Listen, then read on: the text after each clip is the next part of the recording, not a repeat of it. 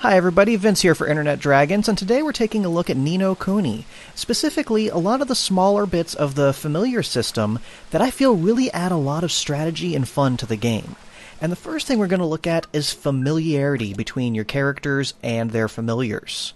This is briefly mentioned in the game, but they really don't say how you can figure that out. So for example, I'm going to come down here to this little snake, and when I press the square button to pick him up, you'll see that this icon up here above Oliver is actually jumping up and down and moving. If you see, that matches the icon on the Ouroboros itself. What that means is this familiar is compatible with Oliver. Without going into a lot of the fancy names that the game uses, basically Oliver is better used with fighters, insects, and dragons, Esther with fish, birds, and plants, and Swain with beasts, machines, and ghosts. If you stick with those combinations of familiars with your characters, you'll see some interesting boosts. For example, we'll come up here to my Puss in Boots. As you can see, when he's paired up with Oliver, his attack is 248. If I switch him down here to Esther, you'll see that attack drops down to 232. And then back to Oliver, it's once again up to 248. Now, that is a very small difference, but especially early on in the game, where every single stat point matters, this can give you a pretty big boost. And unfortunately, it's one of the small things that the game doesn't really explain all that well on its own. The next item I want to cover is what to feed your pets. So if we look here in the creature cage, we're going to go to our buddy, the Ouroboros, and we see that I have two treats available for him right now. A chocolate that will increase his attack power, or a sundae that will increase his magical defense. Now, I could just feed him whatever I want and grow him accordingly, but there are limits to what you can do. If you look at the bottom right here next to the familiarity and the heart, you'll see that there's a growth limit of 0 to 10. 0 of 10. If I feed him some chocolate, you'll see he'll eat it, and I'm going to feed him one more piece. And his attack went up by 1 point, and his growth limit is now at 1 of 10. That means I can only increase his stats 9 more times before he's capped out. In order to increase that cap, I have to feed him his favorite food. Well, clearly chocolate wasn't his favorite food, and how do I figure out what kind of food he eats? Well, if we come back in here to the Friends and Familiars page and go down to the Ouroboros, we see right under his name on the right, he has the little insect picture. That means he is of the Vermes genus. So if we go into our Wizard's Companion, we can learn more about that. And I absolutely love the Wizard's Companion in the game. It teaches us so much about what the game world has to offer. If you're ever not sure about what to do in Ni no Kuni, please check out the Wizard's Companion. Odds are it's going to give you some helpful information. So if we come over to Chapter 5, Creatures and Familiars, and we go over to the Vermes chapter right here. If we actually zoom in right here on the main page, not looking at the Ouroboros itself, on the main page of the chapter, and this is true of all familiars, it says right here at the very last sentence, they are known to favor treats that look as spectacular as they taste. Sundaes, for example. So right here, the game is telling me, if I'm looking hard enough, exactly what to feed my Ouroboros for maximum effect. So if I go back into my creature cage and into my Ouroboros and feed him a sundae, you'll see that you get a different effect from feeding him this. See the hearts above his head? He gets a huge boost out of it, whereas it took 2 pieces of chocolate to get 1 stat point. He actually gets a whole stat point from 1 sundae. And mind you, these are the starting level sundaes, or starting level food items, so there's no level difference here. And you see, yes, his growth limit did increase, but as I keep feeding him, let's see how many more we got to give him here. Alright, you see, well, I get another magic point.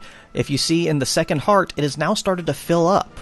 Once that heart fills up, he will reach familiarity level 2. This means that his growth limit will increase to 20. So if I fill up all of the familiarity hearts for a given familiar, they will have a maximum growth limit of plus 50 additional stat points. That is huge for any character in the game. Of course, this is balanced out with the fullness. You can only feed them so much at one time, so you can't superpower a pet right out of the gate. Though the higher level treats will give you larger stat increases and larger familiarity bonuses, but they will also carry a higher fullness rating. So what you can do with this is it really lets you plan out how you want your characters to be. Like, let's say I'm looking at Oro here. I don't want to increase his magical defense. What I can do is I can keep pumping him full of chocolates or flans or whatever I want, depending on what stat I want to increase. Get that up to the max. So let's say I just keep feeding him chocolates over and over again, growing his attack strength until I reach the maximum of 10 out of 10. What I can do then is keep giving him the sundaes. Once the familiarity increases, then I can increase his attack even more and keep repeating that pattern over and over again, maxing out his attack, and then using the sundaes to increase his familiarity without wasting any stat points. It gives you a lot of control over exactly how you want to specialize your familiars.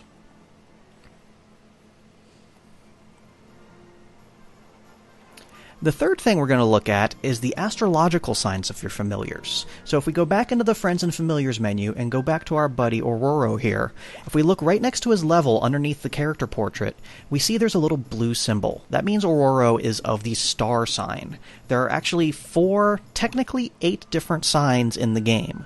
Star, sun, moon, and planet. Now, planet is actually pretty rare. I have very few planet familiars. If we look here, my Lotus is actually a planet. What does all this mean? We're going to come back to that in a second.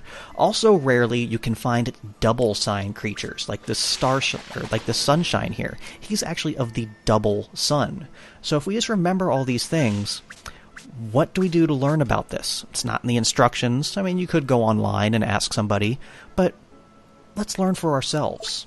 So what we're going to do is we're going to go into our Wizard's Companion. Now, if I go into the Creatures and Familiars section, I don't see anything about astrological signs here. All I get is the listings. Because there's actually some pages in between the chapters that you wouldn't see if you went directly to this chapter.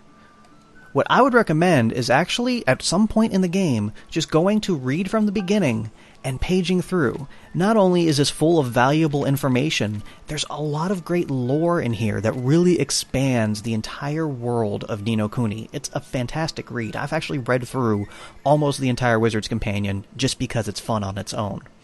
Now, if I wanted to, I could go into the See All pages and go directly to the start of the Familiars chapter, but if you don't know what you're looking for, it's actually really hard to find it. So this is actually the first page of Creatures and Familiars. If I were to go directly to Chapter 5 from the menu, it would start me off here. I would have missed all this information, which is actually pretty valuable. And specifically what we're looking for is familiar signs. And I actually can't zoom in directly on that, so we're going to zoom in manually. And we see here it's a pretty simple wheel. The sun beats the moon beats the star, and the star in turn beats the sun. Now where planet comes in is planet is effective against all 3. And the double signs are even more effective than the standard signs. So a twin sun would be stronger than a normal sun and would do more damage to a moon than a normal sun would.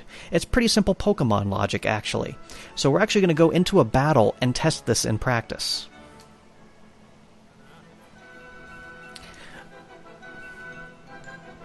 Okay, so here we are ready for a battle.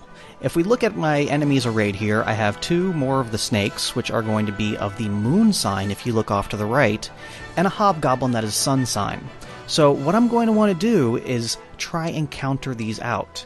Now, the best way to counter the hobgoblin with the sun would be to use a star. Unfortunately, for my personal setup, on Oliver at least, the star is a tanking character, so I don't really want to use that. So I'm going to focus on taking out the moons, which would mean using a sun element, or a sun sign, which would be my Might, who I'm still have hanging around this late in the game. Now, the bonuses that you'll get from this are actually pretty minor. You're not going to notice much. But, like I said, especially during a tough fight or early on in the game when your levels aren't maxed out, this is something that you really do notice the difference for. I can't quite quantify it with numbers. I'm sure there's somebody out there who did. But there is a definite difference. I noticed early on in the game when I didn't have all of the signs to choose from, I was actually getting beat pretty hard. My Might, who is the sun, was getting hit pretty significantly by star enemies, and conversely, he was much more effective against moon creatures. So if you're finding yourself under-leveled or not quite prepared for an area, using the bonuses of the astrological signs can actually be very beneficial to you in the game. And the final aspect of the familiar system that I want to talk about today is actually about growth on your characters. Not necessarily statistics, but how to plan out what characters you want to use in your party. So if we look at my lineup here, of my 9 familiars, I actually have 2 specifically tanking characters. And you can notice those are my Snaptrap, because of his incredibly high defense, and my Neolith, who has even higher defense. And if you also look under his stats, he has a check mark next to the sword. That means he is very strong against physical damage, even without incredibly high defense. So get this guy as early on in the game as you can. He's actually really helpful. But I have these 2 tanking classes, but I wasn't sure which one I wanted to use as my primary tank in the game. So the way I actually figured out what I wanted to do is, once again, we're going to go into our Wizard's Companion. Go into Creatures and Familiars, and first we're going to take a look at the Snaptrap. So let's go into the Vermes chapter, and here he is, starts out as the Whippersnapper. Now if we look, we can see right here what he evolves into. Now, until you find these enemies, not all of the stuff will be filled out. Like, as you can see here under the Snaptrap, I don't know exactly where I can find him because I haven't encountered one in the wild yet. Same things with stuff like astrological signs. Some of that stuff won't be filled in until you actually encounter the enemies. But one thing it does show is what skills they learn as they level up. So if I look at the Whippersnapper here, he learns Bracer, which is great. He increases the party's defense. Razzle Dazzle, which is handy, and then Whirligig is a magical attack. And as I keep looking at throughout the leveling, one thing I don't see here is a taunt. Now, that doesn't mean he won't learn one. They don't list everything here, but it made me unconfident that he would make a very effective tank. Whereas I knew I also had another powerful defensive creature in my party in the Neolith. So if I go over to the Automata chapter and find him here, when I tamed him, he was a Monolith. He also had Bracer with some other disabling skills, but again, no taunt. But as I looked farther down, I see once he evolves into a Megalith, he can learn the Yoo-Hoo skill, which is a taunt. So here again, looking in my Wizard's Companion, I was able to determine which of my familiars I wanted to use as my main tank. This is also very helpful in choosing how you want to level up or evolve your familiars. As most people know, familiar goes from its first stage into its second, which here would be the Megalith, and then in the third stage, I can choose between either the Paleolith or the Neolith.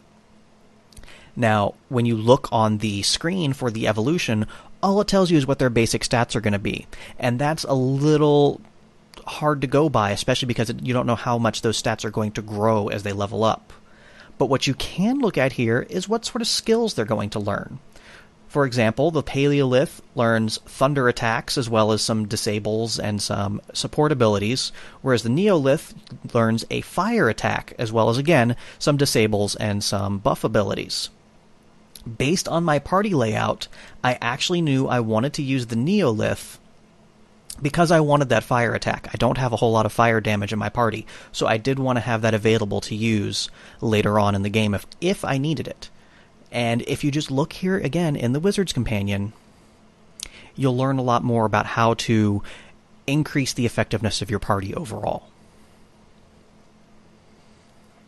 So basically, what you've noticed is that this little guide that was supposed to be all about familiars and how to use them and how to level them and how to make them effective, every single part of that ended up referring to the Wizard's Companion.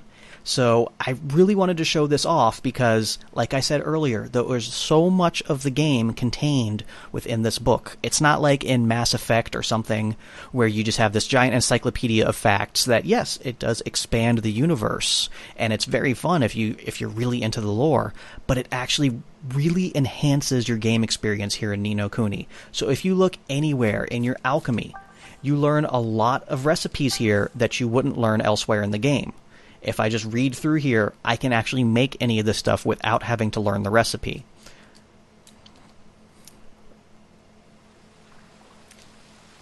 And that's why we're actually here at this little monument I chose for this video. Not only is it a nice environment, but there's a character you meet here at the beginning of the game. We are in Ding Dong Dell, and around the back of this stone here, early in the game, you'll find a little ghost child named Horus. You can bring up your spell menu and use the Spirit Medium spell to actually talk to him. And why Horus is so important is, first of all, he grants you all kinds of really useful spells that are completely optional. You can go the entire game without finding this kid. But what Horus does is not only does he teach you spells, he teaches you about the game. Every time you encounter Horus throughout the game world, once you've met him here at the beginning, he will send you into your wizard's companion and ask you questions, give you quizzes, tell you to read stories, look stuff up. It's actually really cool that the game itself encourages you to read through this book.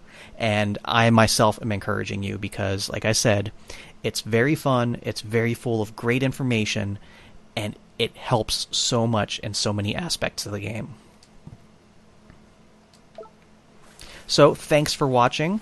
This video is actually going to be part of the larger review we're doing over on the Internet Dragons site. You can check that out at internetdragons.tv, where we have a full review of the Ni no Kuni game. If you like this video, then feel free to subscribe to us here on the YouTube channel, and you can even find us on Twitter at Internet Dragons. So until next time, thanks for watching.